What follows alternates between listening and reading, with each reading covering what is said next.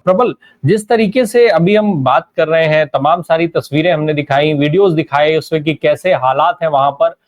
लेकिन राहुल गांधी के जाने के बाद जो एक्टिव हुई है सरकार, राहुल गांधी की जिम्मेदारी ऐसे मामले में और ज्यादा बड़ी हो जाती है। जैसा अभी राठौर सर कह रहे थे कि भाई उनको बाकी इलाकों में भी जाना चाहिए, क्योंकि अगर नहीं गए तो सरकार तो जाने से रही, सरकार का ध्यान तो इस पर नहीं है। देखिए, नमस्कार राज साहब, आपको, पब्लिक इंडिया के दर्शकों को, तमाम पैनलिस्टों को। देखिए, मैंने पहले भी कहा था कि राहुल गांधी इस समय देश के नेता हैं और विपक्ष के नेता भी हैं, और वह जो एक विपक्ष के नेता को करना चाहिए, देश के नेता को करना चाहिए, वह काम सारे वो कर रहे हैं। वो लोगों तक रीच आउट कर रहे हैं, चाहे पहलगांव के शहीदों के परिवारों से मिलना हो, चाहे नरवाल के परिवारों से मिलना हो, शहीद जो नरवाल हुए थे, नेवी के ऑफिसर हो, चाहे शुभम द्विवेदी के परिवार से मिलना हो, वो गए।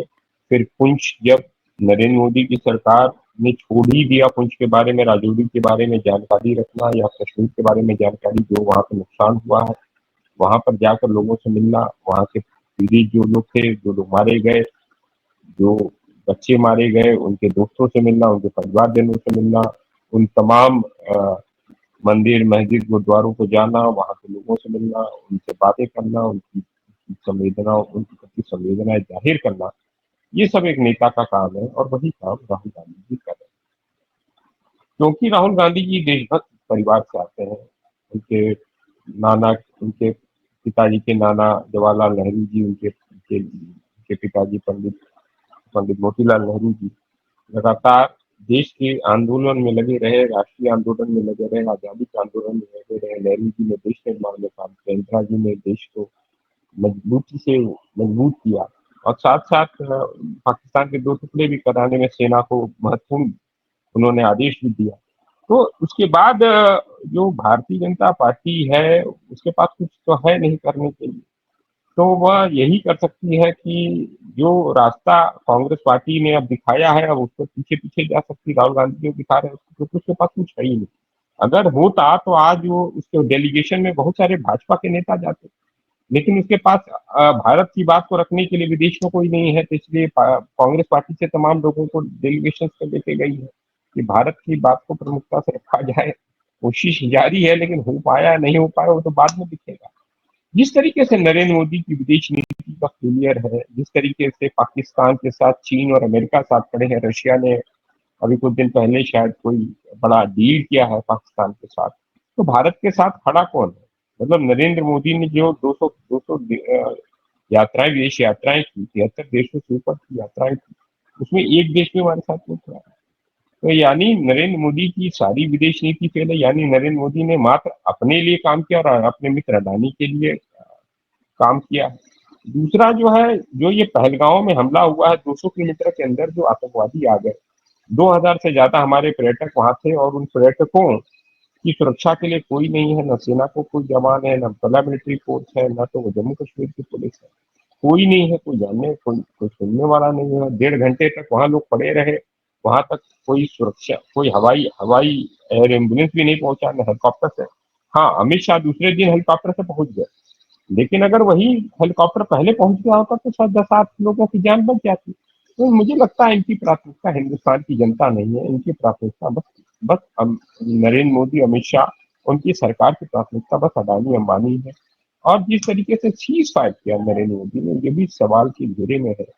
भारत की संप्रभुता को खतरे में लगा दिया है, संप्रभुता को तार तार कर दिया है। और नरेंद्र मोदी जो है, मैं हिसाब से वह गपबाजी करते रहते हैं, और इसीलिए मैं उनका नाम भी सरेंडर मोदी और इसके बाद एक गप्पू गप्पू महाराज रखना चाहता हूँ।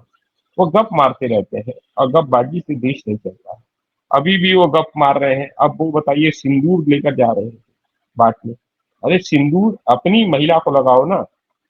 हर हर पत्नी जो है अपने पति के हाथ का और नाम का सिंदूर लगाती है अपनी मांग में। और इन नरेंद्र मोदी ये बलात्कारियों, पापाचारी, व्यभिचारी, बलात्कारियों के हाथों से सिंदूर भिजवा रहे थे। ये कितना बड़ा अपमान भारतीय महिलाओं का था। तो ये सब चीजें जो नरेंद्र मोदी कर रहे हैं, इनकी सरकार कर रही है, ये पूर्ण रूप से बहुत खतरनाक है। जहां तक इंटरनेशनल पूरी पूरी देखिए व्यवस्था की, देखिए राहुल गांधी जी ने 2020 में ही कहा था कि चीन और पाकिस्तान इकट्ठे हो जाएंगे, फिर हमारे लिए मुश्किलें आ जाएंगी। और पाकिस्तान और चीन को नरेंद्र मोदी की विदेश नीति ने किया।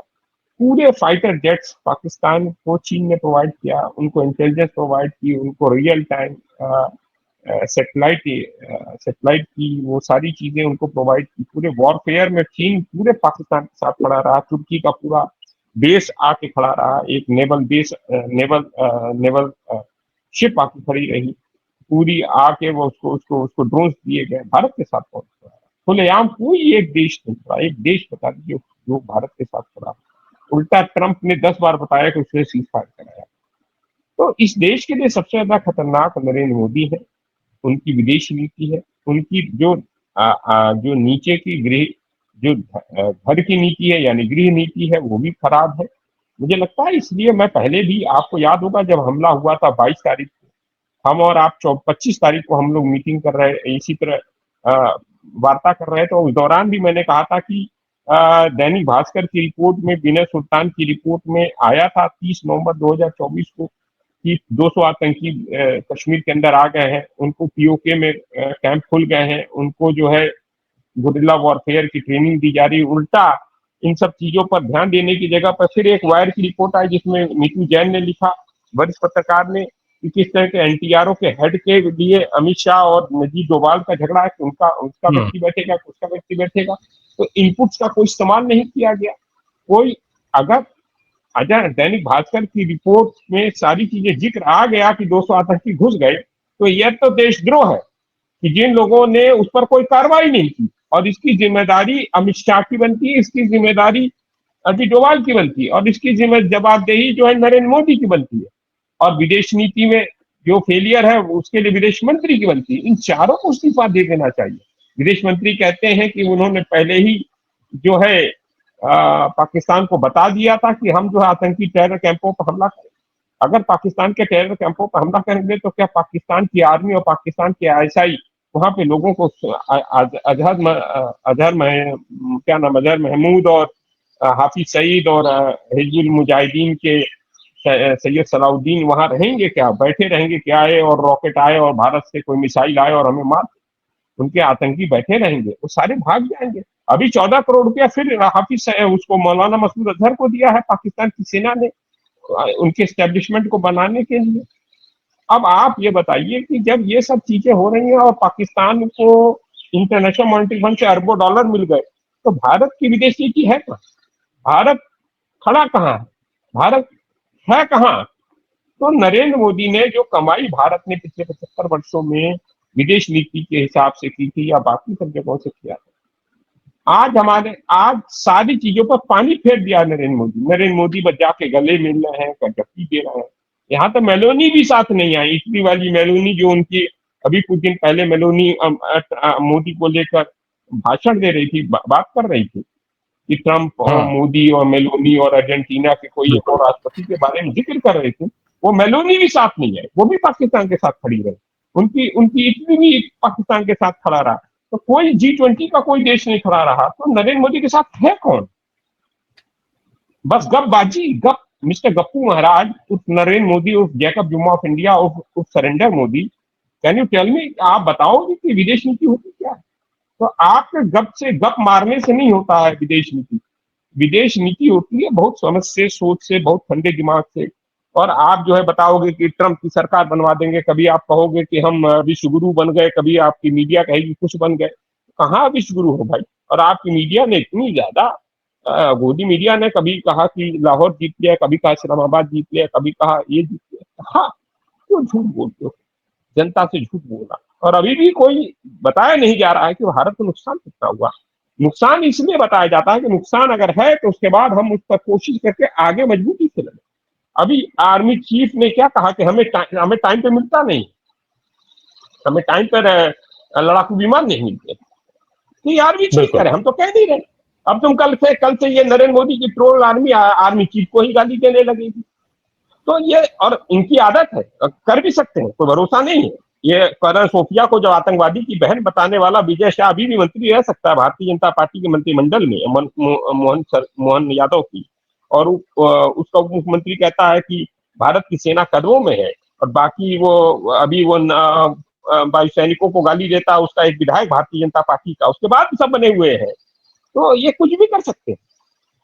तो मुझे लगता है कि इसकी जवाबदेही तय होनी चाहिए। अमित शाह को इस्तीफा देना चाहिए गृह मंत्री के पद से, एनएसए डोभाल को इस्तीफा देना चाहिए, नरेंद्र मोदी को अपने पद से इस्तीफा देना चाहिए, और इसके साथ साथ विदेश मंत्री को भी इस्तीफा देना चाहिए। मेरा बस ये